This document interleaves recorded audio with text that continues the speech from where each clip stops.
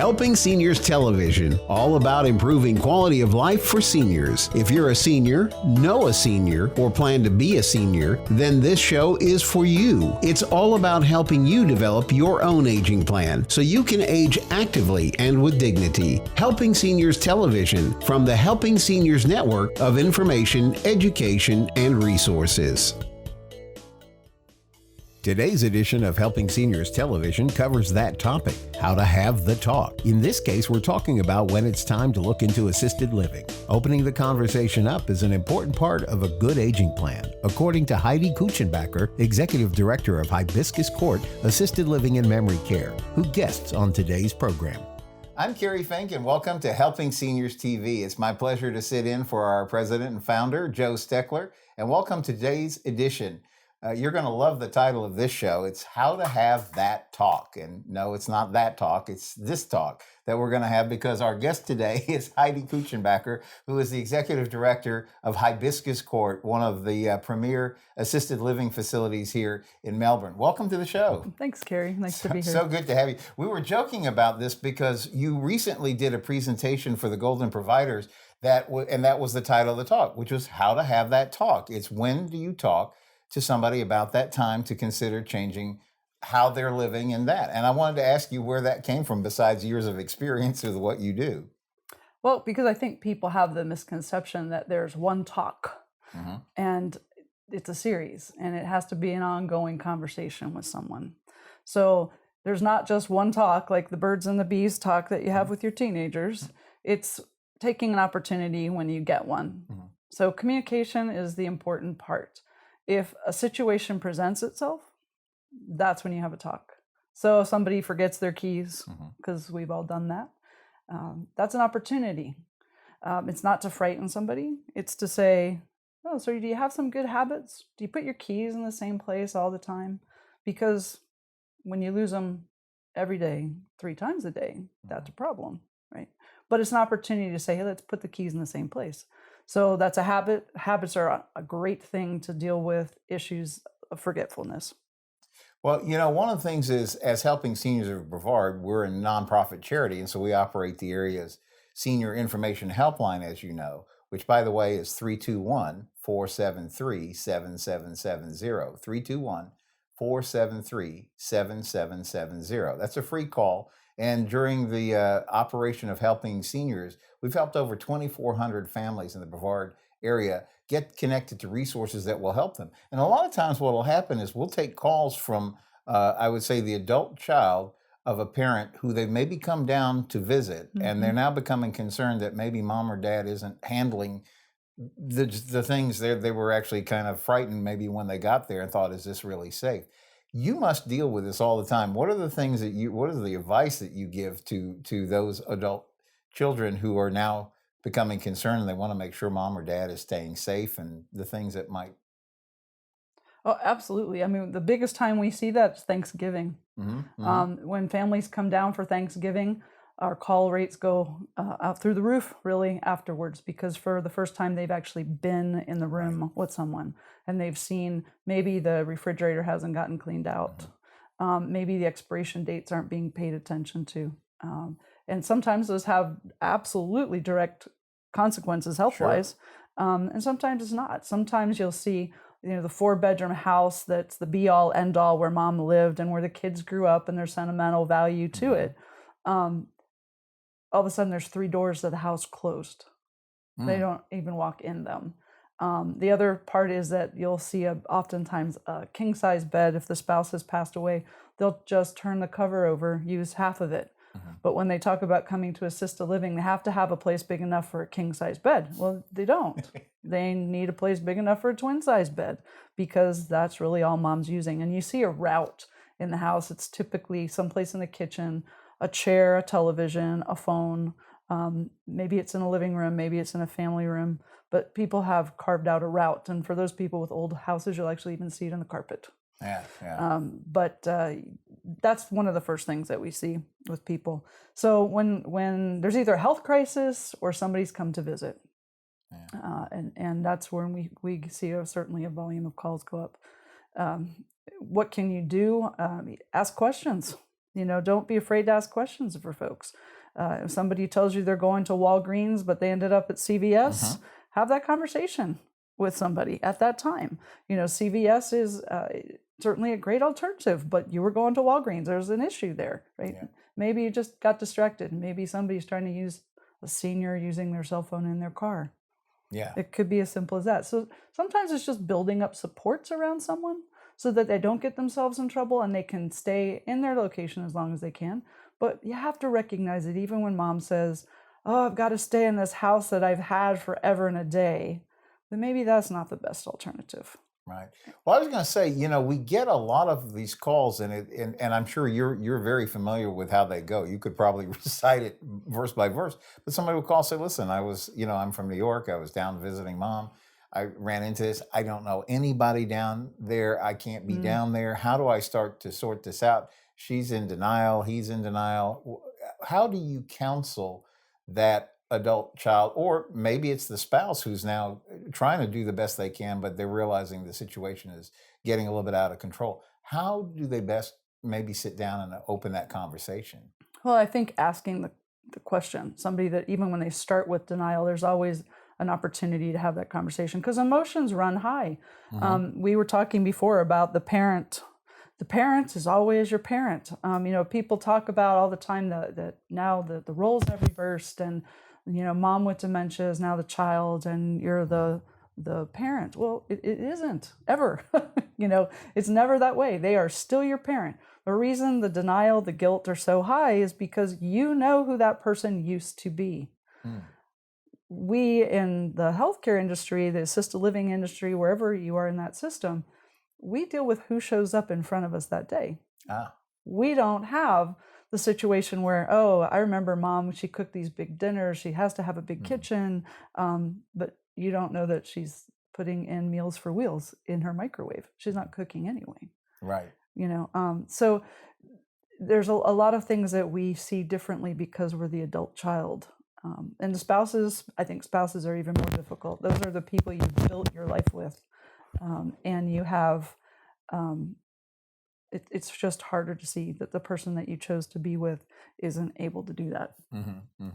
When one of the things that you had mentioned, and it was really so like, I think mind opening, is getting that revelation. You had told the story once about, if like a lot of times they said, well, no, dad has to make all the decisions. That's just the way he is. And you had some really good advice that you were explaining about. Well, so no, dad is always going to be the dad, but here's how you might walk him through that. And how would you deal with somebody who is very much, feels that need to be in control? I figure this out, Well, I think I mentioned at that time, we live on the Space Coast with engineers. They have a list for everything. So use that to your advantage. Start talking sooner. Don't wait for a crisis. Have the conversation over Thanksgiving dinner when you notice things are different. Maybe they don't move this year. Maybe they move next year. Maybe they move in 2 months. But start having that conversation. If dad's the patriarch of the family and it's his way or the highway, then let's list some things. What can you do? 'Cause that's the other piece of this. We tell people all the time, you can't. I don't know about you, but I don't like people telling me that all day long. But that's the reality of getting older.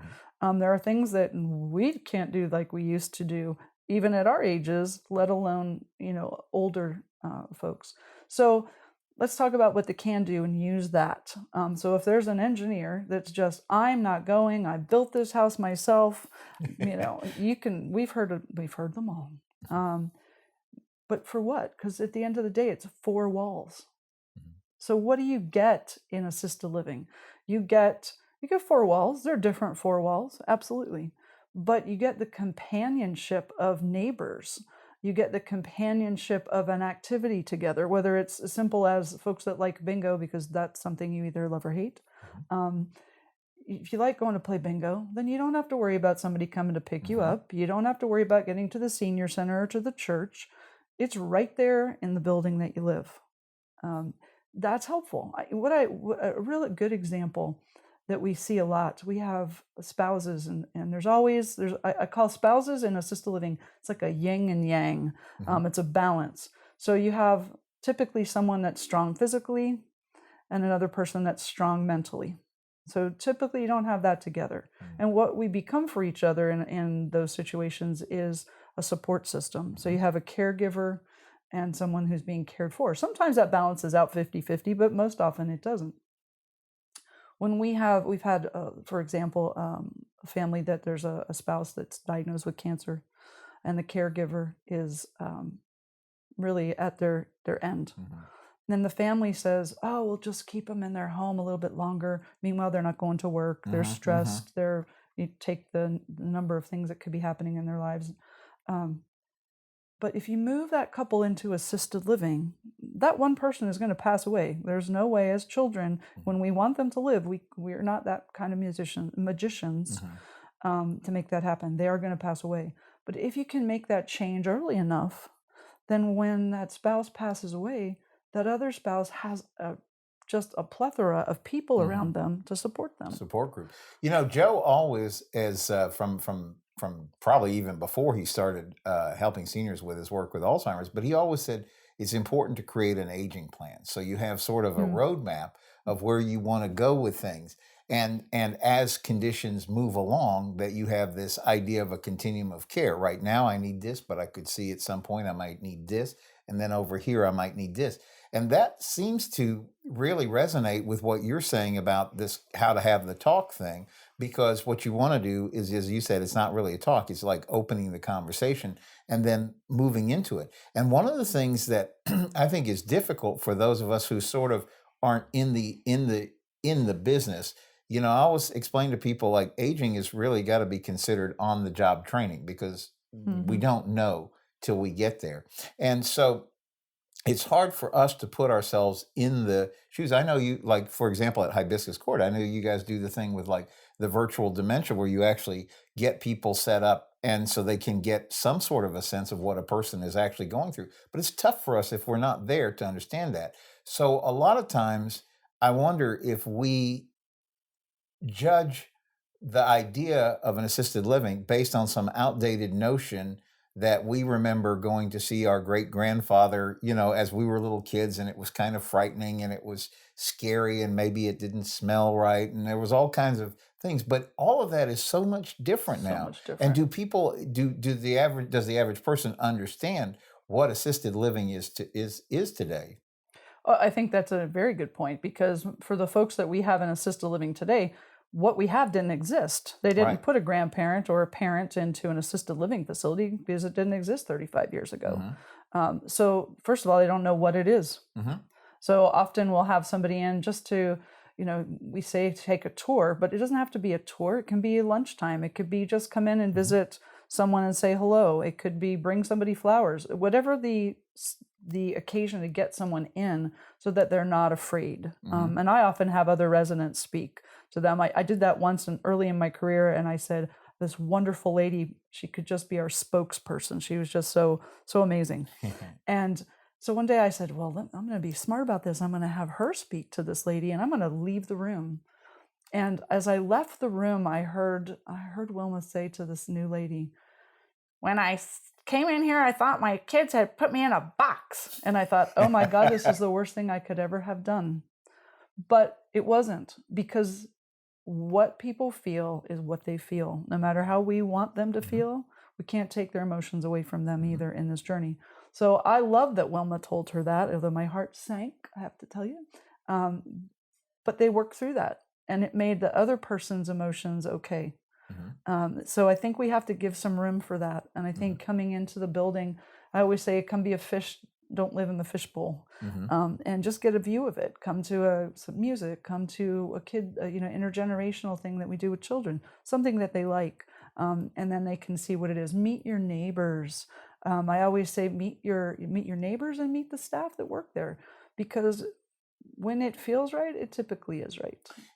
I can't tell you, because as helping seniors, we're out at a lot of the senior expos and we're meeting people all the time. And we're also, it comes in from the Senior Information Helpline. And a lot of times the conversation will start like, well, I'm all right, but there's this lady across the street and she's all by herself. And I'm really getting concerned because I don't know who she's got.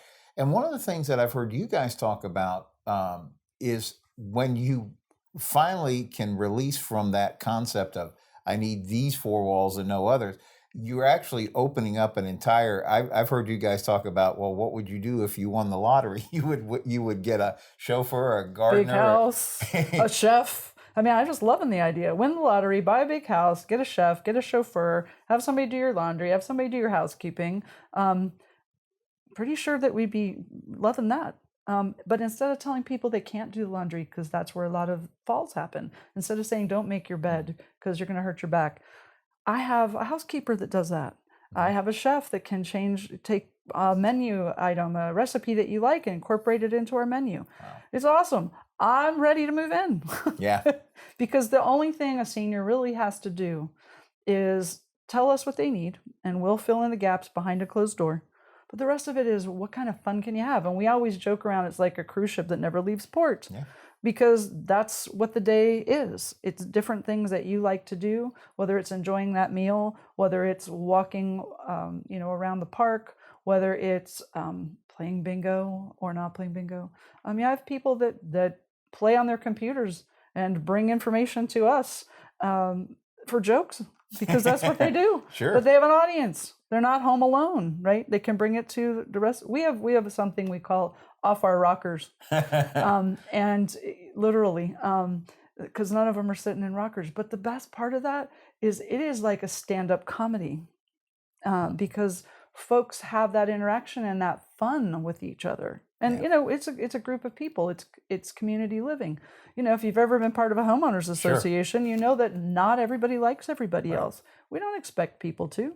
We take great care to put someone, like on a cruise ship, people sit at the same table with sure. who you cruise with. We do the same thing in our building, so that we try to put people with same likes together, yeah. And they're able to have conversations. And then there are people that just really don't want to be spoken to. Right. And we put those people together because that's what we add, the value we add to the equation. And really, it's just about enjoying life. And our staff get into everything. We were flamingos earlier in the week. Yeah. And so our residents have been flamingoing out with us, even though our event wasn't even in our building, because we're part of their lives and they're part of ours. We get involved with the most intimate details of a human being, family dynamics, health issues, dynamics, and so they share our lives. And when we dress up like flamingos, they giggle and laugh and put a boa around their neck when we walk in the door. That's great. Yeah. So that's a question, though, I wanted to ask too, because also when people are trying to make a decision, now they say, well, okay, maybe it's a good time to consider this, and they start to tour facilities, and they say, well, let me go to some. I've heard of this one. I've heard of that one. And they walk into a brand new, just built kind of facility. And one of the most interesting things that I heard said was, yes, but you're looking at through your own eyes. Mm-hmm. And how does that apply? Like when you're on a tour of facilities, what are the things somebody should look for? What would help them go to focus on, I guess, the right things? Well, there's 1,000,001 checklists out on the internet these days. Everything from soup to nuts are questions to ask, and people are pretty educated when they walk into an assisted living. And we're blessed in this area to have a lot. I mean, Hibiscus Court has been around for over 20 years, so we've done this for a long time. We have a long legacy of doing it right. That's the experience factor can never be discredited right. for those of us. And there's about 7 of us that have been around for that long of a period of time. But there's lots of new people on the equation, and that's great because they make us better. Yeah. So we may not rebuild our bricks and mortar, but the care is long established. I mean, I can speak only to Hibiscus Court, but Hibiscus Court, we have people that have worked in our building for 20 years. Yeah. We've had, when I introduce people, this one's here 14 years, this one's here 17 years. I've been there 16 years. It says a lot for a community. I think that's important. I think anybody that has pat answers to questions on those checklists, be leery, because pat answers are marketing tools.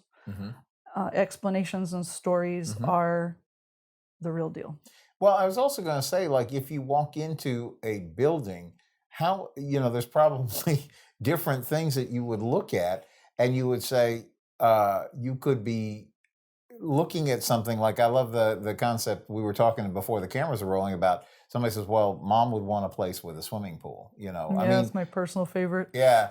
And it's an interesting thing because it says to me that we're looking at it, we're trying to look at it through us, but not our parents who may be 30, 40 years older. How do you explain that to somebody as they're having a look at a place? Well, aesthetics are very nice, and you have to be comfortable in the place that you're living. I mean, that's the bottom line, whether it's Hibiscus Court or any other of our wonderful assisted livings in town. So if a pool is that important to you because mom at 90 still swims laps every day, by all means, make sure you get a swimming pool.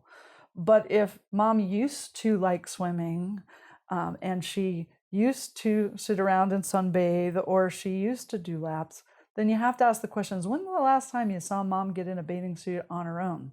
Because it's not that easy to put a bathing suit on. Right. We're talking about putting stockings on people that for circulation. They can't do that for themselves either. So putting on a bathing suit, really kind of a challenge. Just imagine balancing, trying to get that on. Right.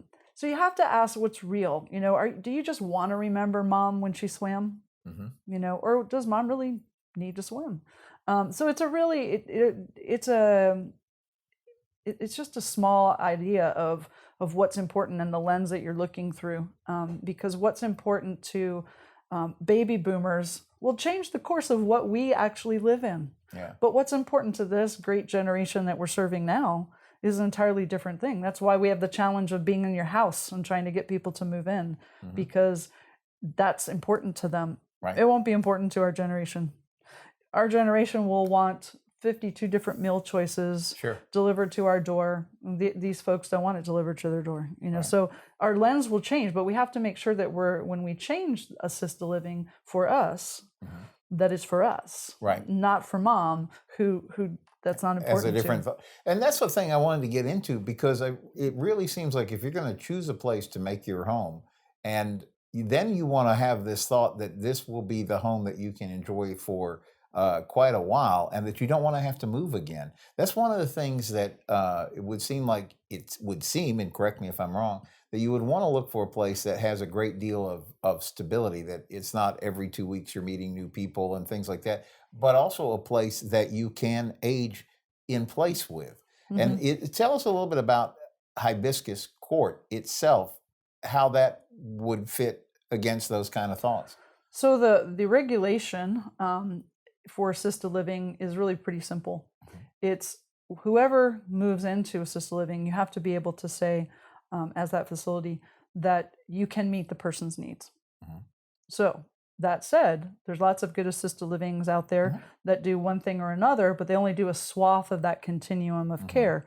For example, memory care, perfect example. There are wonderful memory care communities in our community, but that's all they do. So if you have a spouse, it's really hard to get a situation that a spouse doesn't have dementia and the other one does, because there's nothing for the person that doesn't have dementia to do in that situation. So they can't live together. That's or they don't want to live together. They could. There's also staffing, how people staff their facilities.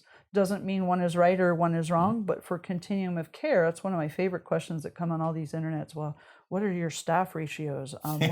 When we're talking about, when a person comes in, because that's on the checklist. That's on everybody's checklist. And my answer to that is very simple. If somebody has a pat answer to that, then it's just walk away, because the needs of our residents change every day. We have to adapt to those changing needs. So again, we've been there 20 years. If we hadn't adapted, we wouldn't still be here 20 years later, right? So I credit a lot of that with those wonderful foundation of senior staff that are there, and then adding new people, because when we add new people, they give us a fresh look at ourselves. They ask great questions. Countless times we'll look at each other and we go, why do we do it that way? Because somebody asked us for the first time. So I think it's that combination of that wonderful foundation, and then there's people that come on new and say, hey, how about, and that's the dynamic that works for us. So it's really not all longevity. It's longevity with the ability to change, because longevity in itself is stagnant. Right. That's good. So I think that's part of it. But the staffing issue is one of those areas that is always a pet peeve of mine, because what somebody needs today is going to change. We constantly reevaluate that. You have to have communication with your family. It's just as important as it is coming in and making that decision. And once somebody is in that situation, what can we do to help them? What can the family bring to the table? What can we do? And it's just like you started, as we say, this talk. You started the talk when somebody lost car keys for one time, right? And we started talking about the needs and how we would handle things as people age and come into other situations. So now you're in this building, needs are not going to just be the same. They're going to continue to change. So we have to have that continuous conversation with families about what's changing, because nobody wants a surprise. Right. And everybody wants their parent cared for. So sometimes it's about managing expectations. But, back to that staffing issue, people talk about small group homes, and there are some nice ones out there. But they'll say, well, they have a 1-to-5 ratio.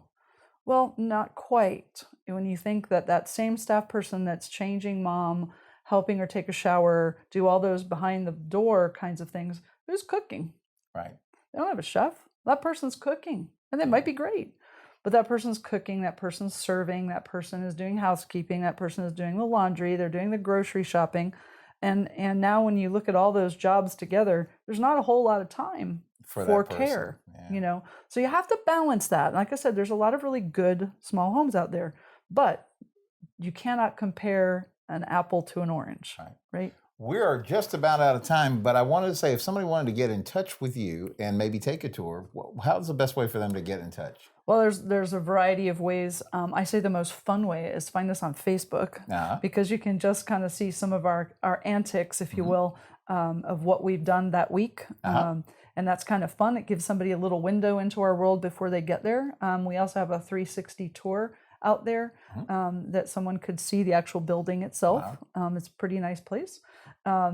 You can also do the conventional methods, which is pick up the phone and just give us a call. And what's your number? 321-951-1050. One more time.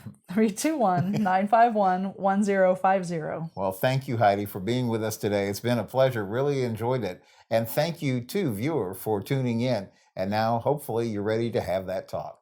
I'm Joe Steckler. Thank you for joining our program today. I'd like to remind you that our senior information line is available to you at 321-473-7770. There you can get help and direction that could be helpful for your specific situation or circumstances. The work of helping seniors is very important, but we can't do it alone.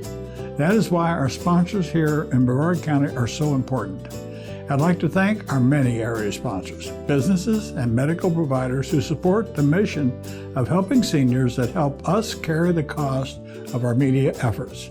If you'd like to join us either as a business partner or simply donate as an individual, we would welcome your call at 321-473-7770. You are always welcome to visit our website at www.helpingseniorsofbrevard.org.